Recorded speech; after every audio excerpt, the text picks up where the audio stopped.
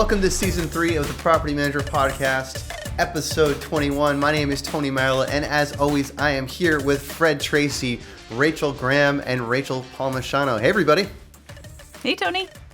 So, for this episode, I'll be 100% honest with everybody in the audience. I may have nerded out a little bit about marketing and SEO. But that, so my forgiveness in advance. I hope you accept my apologies there. But that actually made a lot of sense for us to do because we spoke with Alexander Hassoulas, who is the co-founder and president of Upkeep Media, which is a marketing agency that really supports real estate professionals, specifically property managers, in their endeavors. And so it kind of was a natural path for me to go down. Be prepared. Tony, you definitely nerded out, and I can tell because I know you. You try to refrain yourself from trying to dig even deeper. You have to keep it super high level, and I think Alexander did a really good job of kind of laying it out, marketing 101 for property managers into phases, right? So you have phase 1 website, phase 2 SEO, Google Ads, phase 3 email marketing, then remarketing. Whether you are just diving into how to do a marketing strategy for your business or you already have one, you can take away some lessons from Alexander and what he says in this. I mean, Rachel, you've been doing marketing your whole life. What was your take on kind of how he approach this? I really liked what he had to say, and we don't want to give away too much up front, but one of the things that struck me from the conversation was that what he was saying is universal. Marketing has fundamentals, it has foundations to it, and so just by really kind of regrounding in those fundamentals, it sets out a great strategy for anybody, whether you're a property manager or somebody else. No, wait, hold on a second. One of the things, and I didn't want to have to spoil this, but I think that I have to now. This completely struck me that when asked about what property managers are doing wrong with their marketing, Alexander said that they don't have a marketing funnel at all. Now, this, of course, all four of us, shocks all four of us being marketers. And we know how hard it is doing marketing. We know that, there's just a lot and that it can be very daunting. So I think if that's you and you want some great tips, it's definitely a great episode to continue to listen to. With that said, Rachel, do you want to get it it's going? My turn to say roll it this week? I think so. Awesome. All right, let's roll it.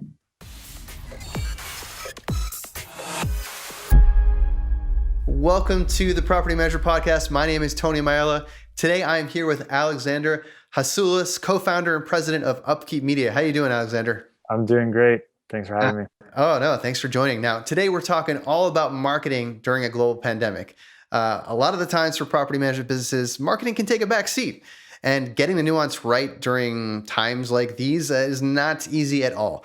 Still, at the end of the day, a solid, realistic marketing strategy for your business during COVID is more important than it's ever been. The stakes are high and consumers are occupying everything virtual. Reputation and how you show up online is also more important than ever. And it's more important than dollar signs because the safety of residents is really what's top of mind for everyone. Now, in this episode, that's why I'm so excited to be talking with Alexander, who again is the co-founder and president of Upkeep Media, which is a specific niche marketing agency just for property managers. So with that, let's jump into the first question. What are some of the biggest marketing funnel mistakes you've seen property managers make throughout the pandemic? All right. So this one is a loaded question.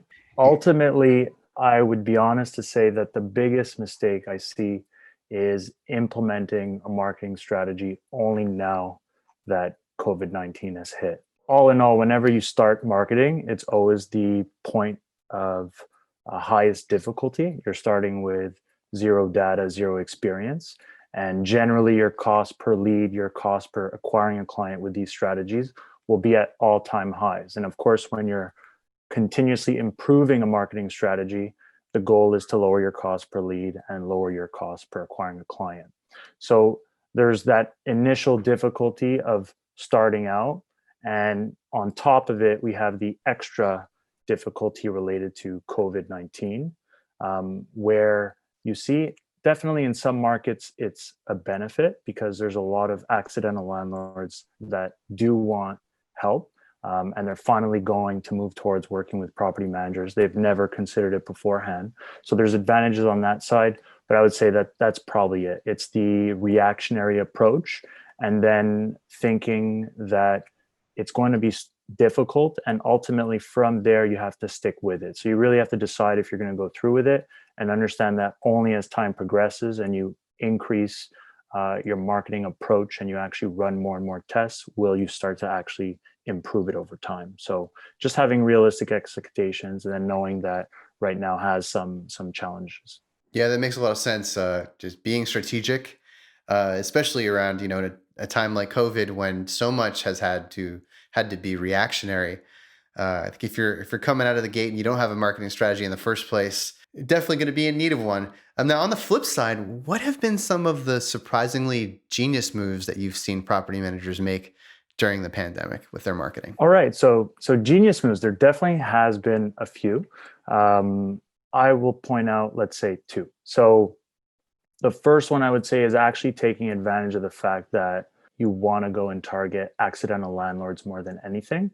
It's them, especially, that are going to have a lot of challenges. They're self-managing their properties. They're not per se experts. In good times, it's easy. Obviously, COVID has its challenges for the tenants, as well as the owners. So going with a professional property management company has its advantages. So, really marketing towards that part of the market, and communicating that there really is no better time to work with a property manager other than now. That would be the first one. The second one is really, it comes to the companies that were already doing marketing. So it's really about your potential reach. Ultimately, if you had a lot of people visiting your site beforehand, a lot of those will be people that are actually looking for property management. But if you're doing a really good marketing strategy, you're going to be getting a lot of, let's say, accidental or self-managing landlords to your site as well. Sure. And that gives you a lot more opportunity to target these people through remarketing campaigns. So a lot of companies that have, done their work before, during COVID-19, you actually see that they've increased their marketing dollars, and they're trying to go after that market share, and they're utilizing the data and the information that they've picked up in the past few years, and really trying to target those people again to bring them back to the site and consider their work. Yeah, and that's a really good point about, going after the folks who don't necessarily have the expertise, or at least positioning your business to have that sort of pull and that knowledge that will help you sort of make those sales and be extremely valuable in this time. We've actually seen property managers from our 2021 industry report offer more services than ever at this time, and that's really driven by property owners wanting more services because of the complexities of COVID, because of living in a zero touch reality where the safeties of residents is paramount. So again, we've seen a lot of those services already increase. So I think capitalizing on them and really putting yourself out there and what you can deliver is so important. Now, your agency has a strong idea of what a marketing funnel is supposed to do. And in fact, you help many property management businesses build out their funnels from scratch. What are some of the funnel challenges that you've seen during this time? All right, well, we can put it during this time. I can also say it's probably all the time. I guess the challenge always with marketing is what to implement at what time. So the most common mistake that we see are people skipping steps. So, an example is COVID hits. I want leads. Our normal way of getting business has slowed down. I'll finally start to implement an online marketing strategy. Generally speaking, the first approach you might do is run ads. It's instantaneous. I can get on the first page of Google. I can target people looking for property management services. But the step they're actually skipping is having a website with proper information for both owners and investors, as well as having proper reviews in place. So you saw the chessboard before. I can use an analogy. Oh yeah, please do. The best way to learn is you'll start from check, and you want to learn checkmate, and you want to move backwards. I would say that marketing is pretty much the same thing. You want to start at the end and move backwards. So the first thing you want to do is actually build a platform, right? In this case, it'd be your company website that has the right information for both owners and investors, right? In this case, targeting people that do third-party property management. You want to target people that want property management. From that standpoint, this is where people will make their final decision, right? Once you invest in actually having people come to your site, from there, they need to feel comfortable enough to take the final and most important step, which is to actually call your business or reach out. Sure. So you want to start from that standpoint. Even if you didn't do any online marketing, you had a realty referral program in place, or you have someone that hears about your business, they're going to go online, they're going to go check out your business. So having a website with the right information for people that will consider your services is step number one. Having good reviews is also part of that. And from there, you have a good working model. Then you'll move to the next step, which is, okay, I have the fire. Now I want to, pour the gasoline on the fire. You want to drive the right people to the site. So that's probably the biggest mistake. It's just skipping that aspect and just driving people and paying Google to drive people to your site is not necessarily going to get them to do what they need to do, which is actually reach out. You need to have the right information there, and you have to have good reviews in place. So you seem like one of the better companies, of course, in the local market, because that's ultimately what they're looking for.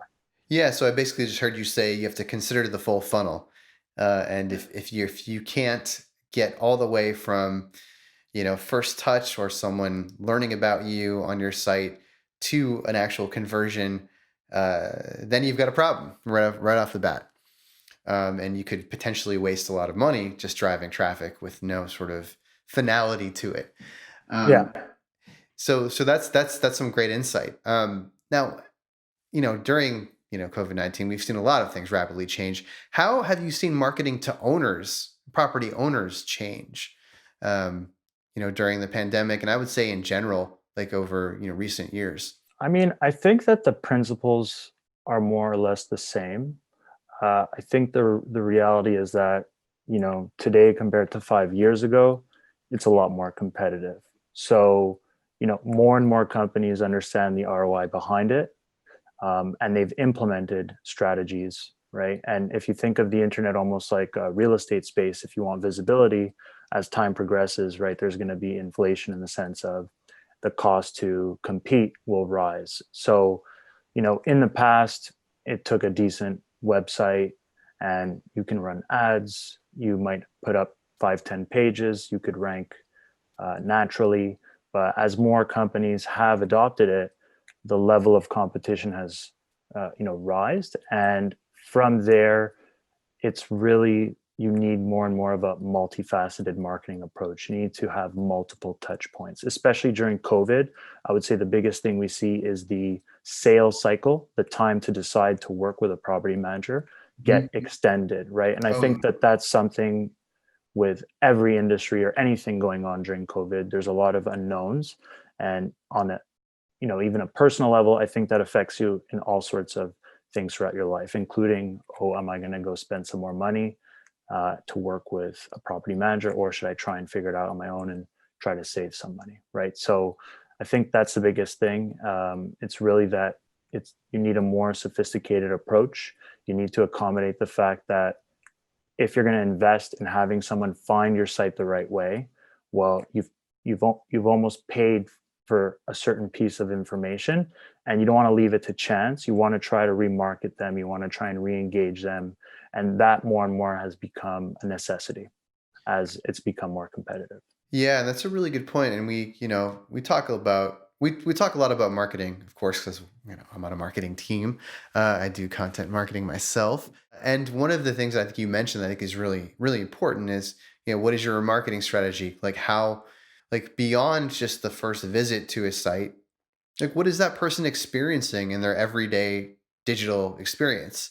And how do you maybe create that sort of surround sound effect so that even if you're not hitting someone with, an email sort of every other day, or maybe you probably don't want to push your luck too much, how do you find the right channels that will also keep your company's brand awareness like top of mind as they're sort of in the middle of making a buying decision, or how do you push them down that funnel? And I think that definitely multi-channel is really important to consider in our world. And especially as you see like Facebook developing, especially as you see, YouTube developing, there are a lot of opportunities out there. It's just about finding the right balance. And of course, getting the lead in the first place and going after other channels for leads is huge. Now, with this difficulty also comes growth. So where have you noticed the most opportunity for growth for property managers' marketing funnels, given everything that's going on? Well, I would say it's probably to the advantage of the companies that were already doing a lot of marketing. So from what I see, the companies that already had a lot implemented really doubled down on being more aggressive during COVID-19. And it's because they have, invested in picking up a certain level of data. It's really about the multi-channel approach to marketing. So it doesn't only have to be online marketing. The best things I've seen are people who are tying in, let's say, their offline marketing to their online. Sure. A direct example is something like using direct mail, right? Initially, all the marketing channels that work best are the ones where we can obviously try to target or pinpoint our direct market the best. And all of these different marketing channels have different advantages. So something like direct marketing, direct mail works really well. And then if you run something like that, where you actually within the mailers try to drive people back to the site, well, you're integrating both, and then you're getting people to come into your online marketing web, and the minute they get to my site, you basically you have them to some degree where you can remarket to them over time. And that's really what you want. You want to try and drive as many owners or investors to your site. And then with the proper, let's say, content, you'll be able to re-engage them and bring them back. So I would say it's there really using different channels and tying them together. And there's a few companies out there that really do it well. Yeah, that's a really good point. So well-timed direct mail can do a lot for your leads. It can really help to push them over the edge. And, I've had a really well-timed direct mail come to me, and we actually do a lot of work with ABM campaigns at Buildium as well. So I think that, which stands for account-based management out there for those of you who haven't heard of it. And really at the end of the day, what you were saying, Alexander, I think is really interesting. You have a CTA on that direct mail piece, right? So that CTA could be a vanity URL, just to make it easier for someone to get to your site.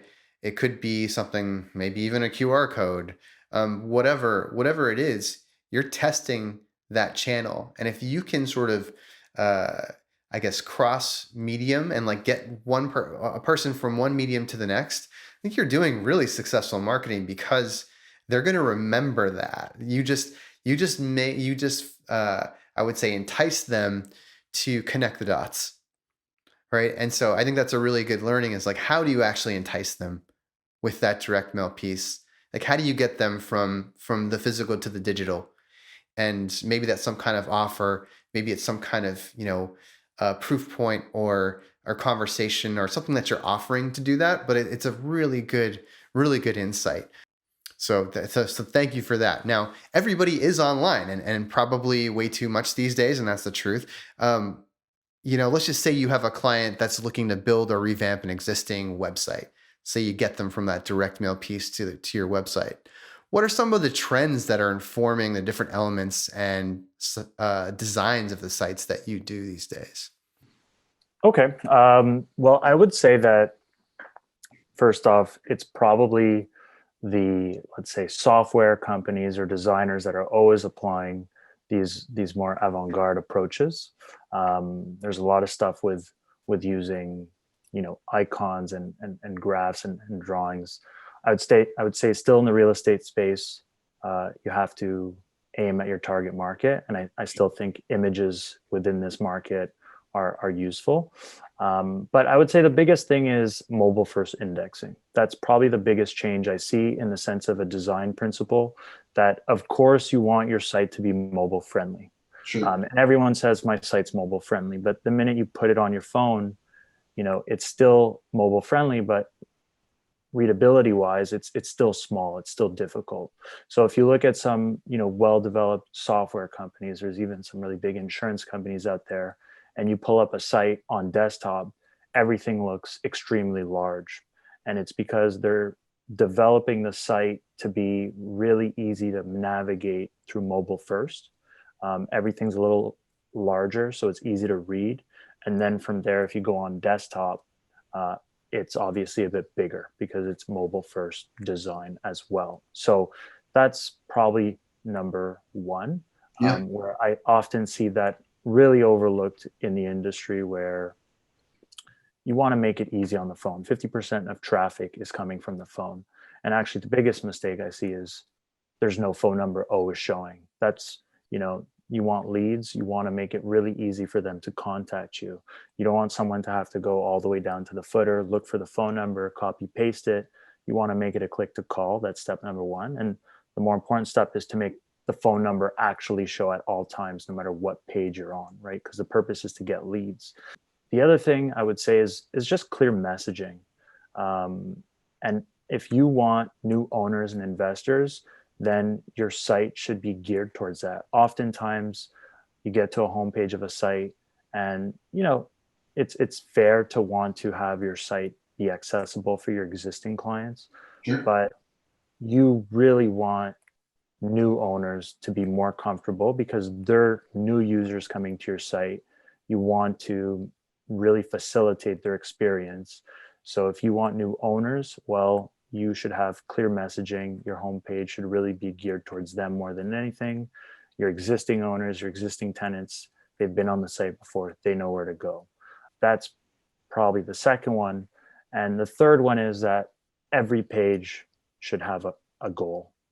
So if it's a sales page where someone's looking through your services, well, the goal of that is to actually make them reach out to you.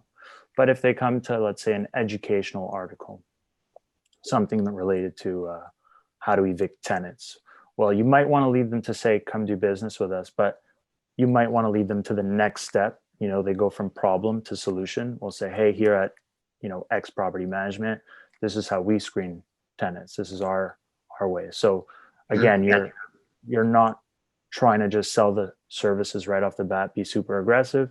You're trying to lead them to the next step. So in that sense, you should think about every page having a goal within big picture, the whole funnel of leading people wherever they get to the end of wanting to do business with you.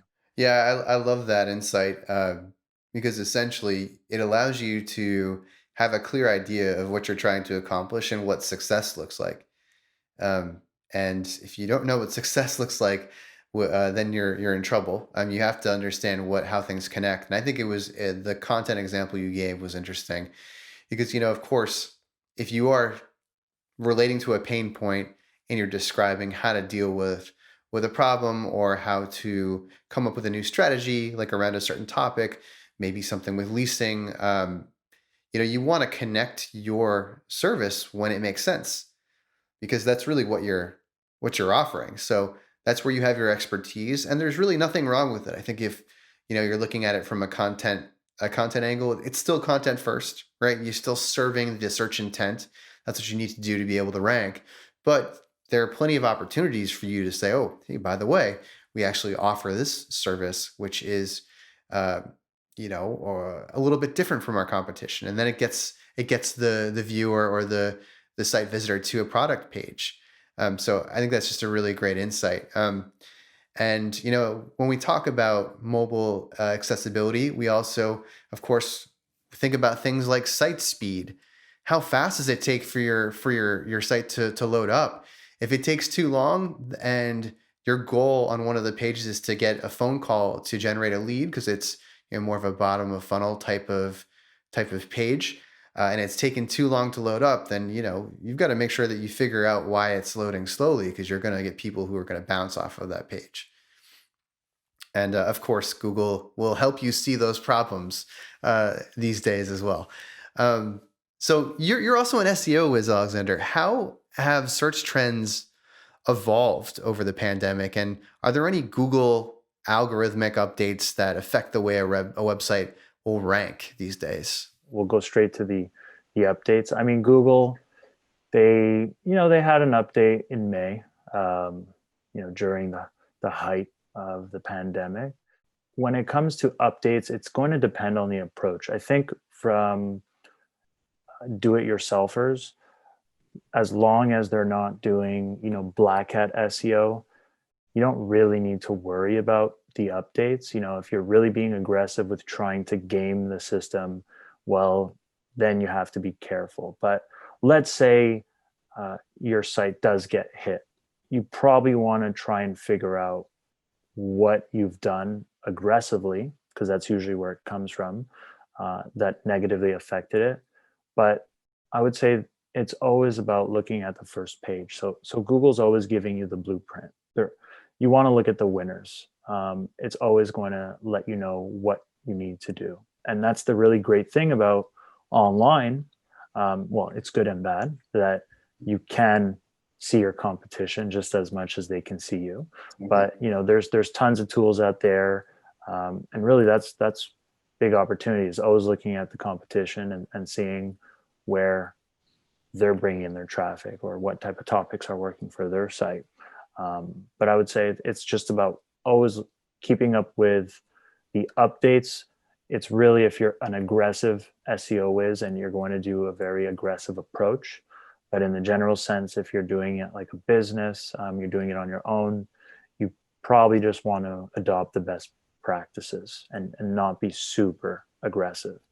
The more skills you have, the more aggressive you can be. But in essence, you just want to kind of do what Google wants, which is, make your site a site of value. There's one thing you'll see from most sites that are on the first page. You go to those sites, they have tons of information. And ultimately, that's because Google's looking at tons of factors. But the one thing they're looking at to really understand what a site is about is the actual content itself. And you won't see competitive markets with a website rank on the first page that has 5 or 10 pages. You're going to see they have 30, 50, 100 pages of in-depth information. And that's really what it is. They want to show the best sites. That's why everyone likes Google, because they're good at that. That's why people like to click in the organic over the paid ads. It's because in people's mind, those are the best results. And the because they trust them more. It's sites that have a lot of useful information. So hopefully that answers the question. No, it definitely does. And I think when we're talking about what is a good piece of content, one of the concepts that I think a lot of property managers are probably familiar with already, but maybe some aren't, is search intent, right? So when someone types in property managers near me, it's pretty clear what they want. If you gave them something else, then they wouldn't click on it. So I think it's just interesting to understand what they're looking for. And a lot of the times, I think in our business, there tends to be a lot of overlap because there are a lot of different audiences searching for the same thing. And so I think that's one of the challenges. For example, like a renter could be searching for something around leasing the same way that a landlord could be searching for it, the same way that a property manager might be searching for it. So just a lot of things to consider. And I think that's where the power of the long tail keyword searches really come in. So I'll try not to get too nerdy. How has local SEO changed, if at all, over recent years? And that's the kind of search that, searches that come up that tend to be long tail. Property managers near me, that's Google sort of ranks itself in a unique way. Yeah, I mean, honestly, if we look at like the past 5 years, I wouldn't say much has changed. I would say that everything needs to be done a bit better. Definitely in the link building landscape, it has changed. You need better quality links, no PBNs or things like that. That's not to get nerdy, but that's an approach of, I'll buy old sites, I'll put those sites up, and I'll just link to my site for that. That strategy, it still works. Yeah. It doesn't work as well. I would say that's probably the biggest thing. But it's really that Google is much better at gauging the quality of the content on the site. So they've got Google Rank Brain, they're buying all these AI companies. More and more, they're putting more weight on the on-site SEO, which is everything done on the site itself. And that's probably the biggest change I've seen, where you really just have to have good information on the site. You can't skip it. You can't just throw in a bunch of keywords and think that you're going to rank. There's a lot more to it. Google's system is becoming better at really gauging which sites are the best. They're looking at people interacting. That's why you want your content to be spaced out. You want the readability to be there. You don't want to have just blocks of text because no one enjoys that.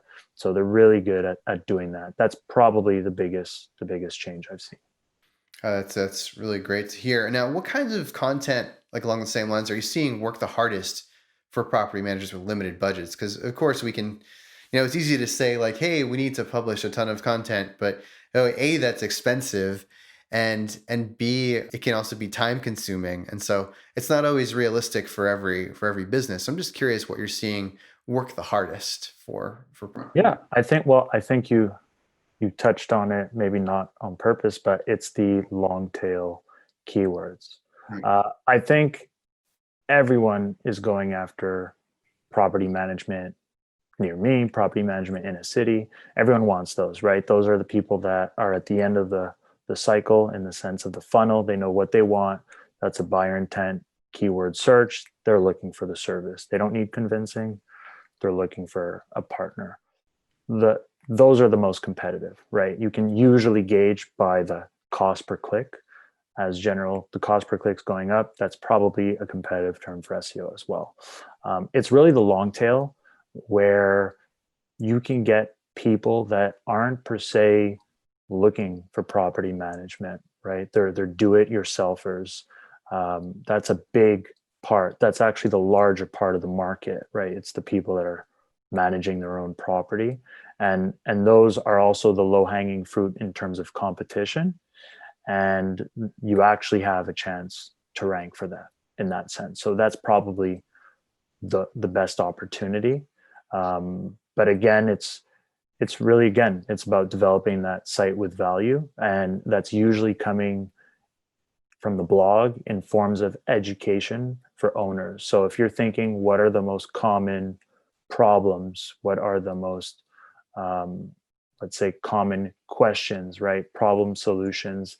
That's the type of stuff where you can go after that really people don't think about as much because they're all focused on, I want those property management in the city type of terms.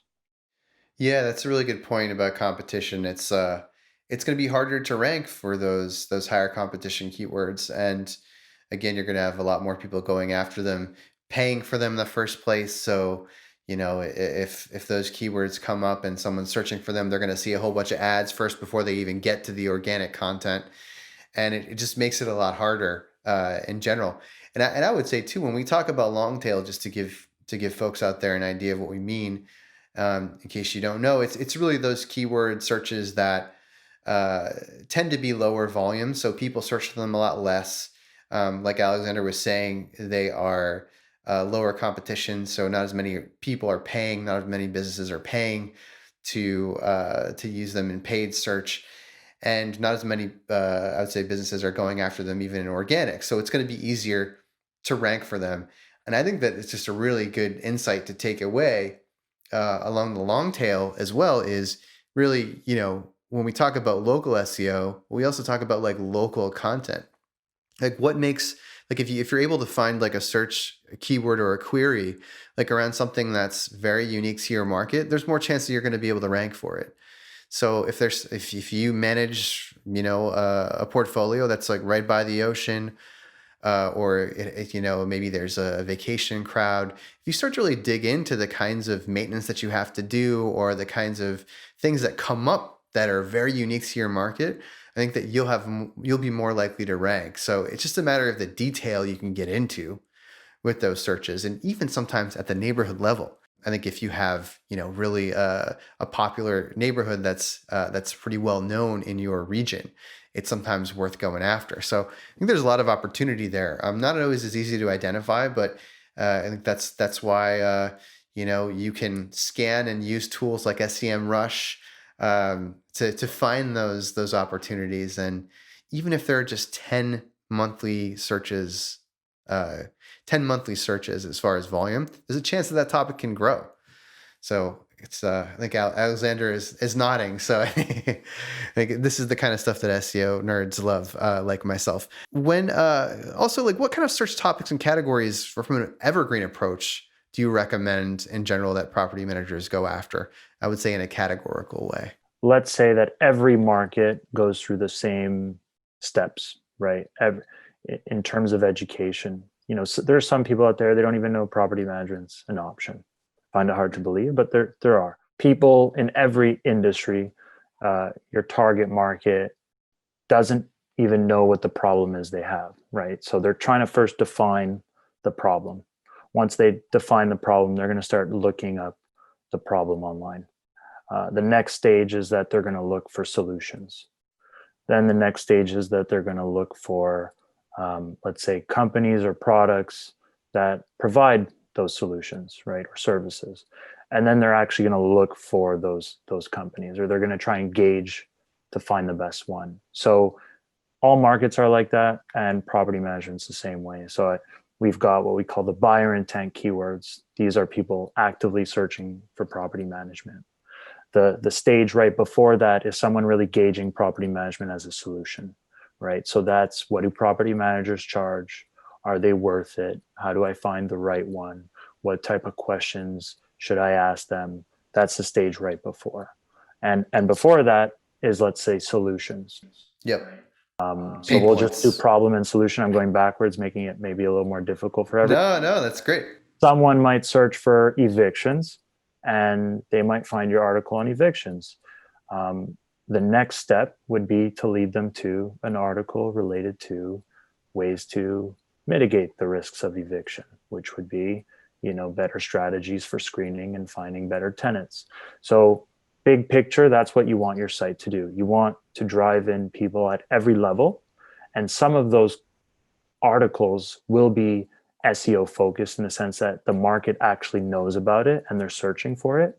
And others will be more where you're the thought leader. They wouldn't have thought of it, but you're going to lead them to the article within your website that will take them to the next step. So hopefully that answers the question. Yeah, oh, totally. It's you just basically walked back up the funnel all the way to the very tippity top of thought leadership type of stuff. Something like an article you might see on LinkedIn, or even a social post, or just a post itself. So that's awesome. Now, last question for you. If you could give one piece of parting advice to property managers looking to have a more efficient ROI with their marketing funnel and their spend overall, what would it be? Okay, I'll give two pieces of advice. So the first one would be ultimately to figure out where you're at and draw out the steps that you're going to take to get to, let's say, the promised land of having a multifaceted marketing approach. From the online standpoint, you should definitely start with the site itself.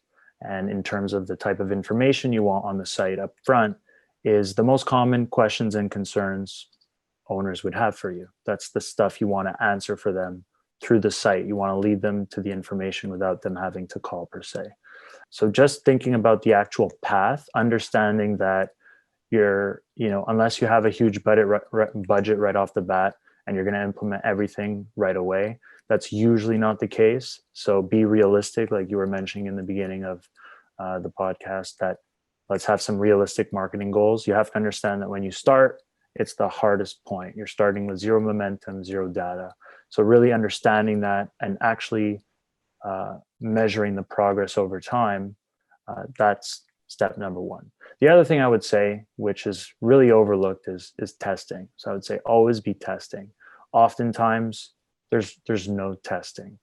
You're not going to improve anything if you're not going to change up variables, right? Companies have tested softwares, they've tested their pricing, they've tested all sorts of stuff. The marketing is the exact same thing. And the advantage to online, depending on the strategies you're doing, is a lot of this is measurable. That's the great thing about online marketing. You can measure a lot of stuff. So probably a big mistake I always see, let's run ads, let's run into one page. I've run into the same page for a year. you should make changes. You should see what actually will improve the campaign or actually ruin the campaign, right? And then tweak over time. So just understanding that process and measuring it and actually trying to improve it over time. And don't expect that when you start, it's going to be perfect, because if it was, everyone would do it, right? And not every company does it for that reason. Yeah, that's a great point. Well, Alexander, thanks so much for speaking with me today. Really appreciated having the conversation. And I hope that everybody out there, got a lot out of this. Of course, we're always open to ideas, and we're curious what your experience has been with marketing over the past year. So feel free to leave some comments below. With that said, again, thank you, Alexander, and hopefully we'll have you on another episode soon. Take it easy. I love talking to Alexander because, honestly, like, SEO is what I live and breathe each day. I'm always doing topic research and trying to figure out what property managers are searching for, and using Google as that, window into really what's going on. Alexander basically touched on a point that this trend has been happening for a while, but US mobile website traffic, 45% of all web traffic in the United States is now mobile. I think that's something that our audience, speaking to you property managers out there, it's something that you should really keep it in the front of your mind. And it seems so small, but it can have a real big impact and influence. Well, right, because if you're able to get someone to your website, that's like a huge deal, because they saw your brand, they know who you are, and if that website isn't working properly, they can't submit a form, they don't know how to call you, how to reach you, or they're not convinced because it's kind of a bad experience, it doesn't show your company in the best light, then you kind of just wasted whatever marketing spend that was to get them there, or you wasted that site visit. Yeah, that's exactly right, Tony. I mean, marketing, what I loved about this conversation is that he broke it all down into the fundamentals. Like, marketing is really just about a sequence of thoughts about how you first attract somebody's attention, but you don't want to only focus your energies on all like the whiz bang, attracting attention. You want to make sure that if you actually do persuade somebody to click, that you are then bringing them to a place where they can engage with you, just like you were saying, Tony.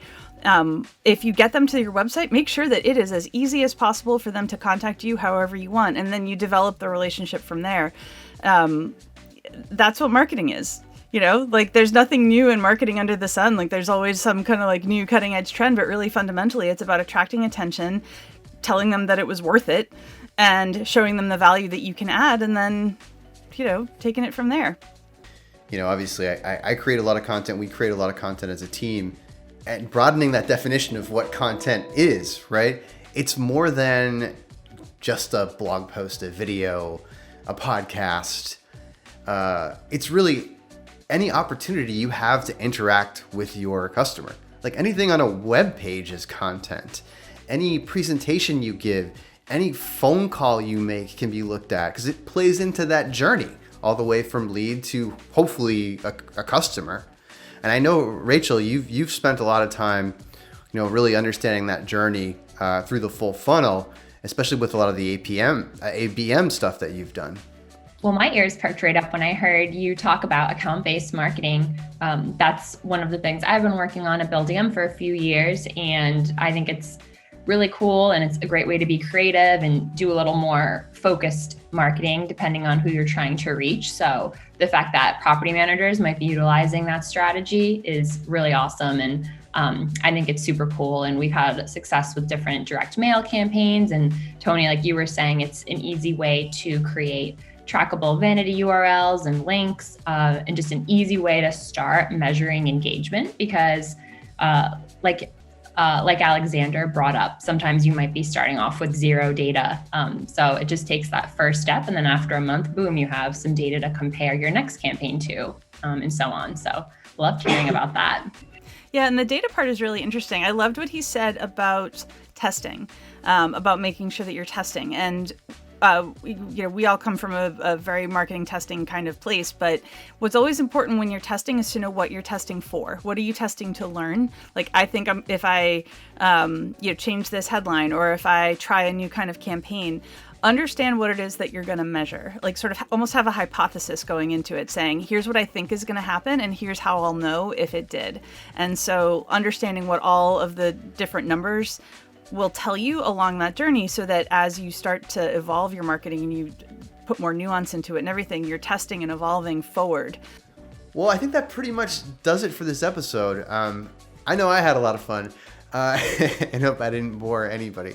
But it was great talking to Alexander. And for those of you who are listening or watching out there, if you want us to cover a specific topic, or maybe you have an idea for a guest, you can send us an email at podcast@buildium.com. One other thing that I wanted to mention is, for those of you who haven't heard, All Property Management is actually a Buildium company that helps property managers grow their businesses. If you're a property manager and you're looking to get more leads and looking to find property owners in your neighborhood, it's definitely a lead gen solution. What it really does is connect property owners and property managers, and then let you go and start to deliver the amazing service that you know how to do. So with that said, definitely be sure to check it out if you're looking to get more doors. And that's about it, folks. So hope you enjoyed it, and we'll talk to you soon. Till next time. We hope you enjoyed this episode of Buildium's The Property Manager Podcast. Don't forget to subscribe to the podcast wherever you listen to podcasts. And if you like what you hear, leave us a rating on iTunes. The Property Manager Podcast can be found at buildium.com/podcast. If you'd like to be a guest on an upcoming episode, reach out to us at podcast@buildium.com or on any of our social media accounts. Thanks for listening, and we'll see you next time.